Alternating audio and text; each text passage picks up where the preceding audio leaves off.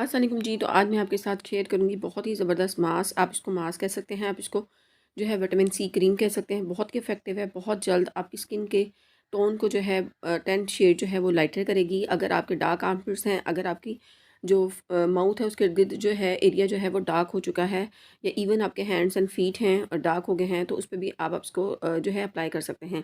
इसके अंदर कोई ब्लीचिंग जो है इंग्रेडिएंट मौजूद नहीं है, इस वजह से ये सेफ़ है। इसको फेस पे अप्लाई कर सकते हैं, बॉडी के किसी भी हिस्से पे अप्लाई कर सकते हैं और ये आपको बहुत जल्द बहुत इफ़ेक्टिव जो है रिज़ल्ट देगा।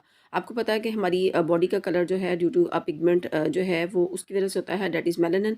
और ये मेलानिन पिगमेंट जो है आपकी स्किन को जो है वो कलर देता है, और अगर इसकी प्रोडक्शन जो है वो ज़्यादा हो जाए तो कुछ एरियाज़ जो हैं as compare to the other आपके बॉडी पार्ट्स वो जो हैं वो डार्क हो जाते हैं। तो ये बहुत ही ज़बरदस्त जो है रेमेडी है। आपने इसको हफ़्ते में जो है आप इसको 2 दफ़ा जो है आसानी के साथ अप्लाई कर सकते हैं बगैर किसी साइड इफ़ेक्ट के है, और इसके रिज़ल्ट्स बहुत ज़्यादा अमेजिंग है। उम्मीद है कि आपको वीडियो जो है वो आज की जो है अच्छी लगेगी। तो चलिए आज की वीडियो अपनी स्टार्ट करते हैं और देखते हैं इसके अंदर कौन-कौन से मेन इंग्रीडिएंट्स हैं जो इस मास्क को बनाने के लिए हमें दरकार होंगे। तो लेट्स स्टार्टेड। तो सबसे पहले जी हमने क्या लेना है, हमने कॉर्नफ्लोर लेना है, और कॉर्नफ्लोर के आपने 2 जो है टेबलस्पून जो है वो आपने ले लेने हैं। उसके साथ जो है आपको चाहिए होगा मिल्क, दूध, और उसके साथ आपने इसके अंदर ऐड करनी है शुगर। शुगर को आपने ग्राइंड कर लेना है, और उसके साथ आपको चाहिए कर्ड यानी दही, और उसके साथ आपको चाहिए व्हीट फ्लोर।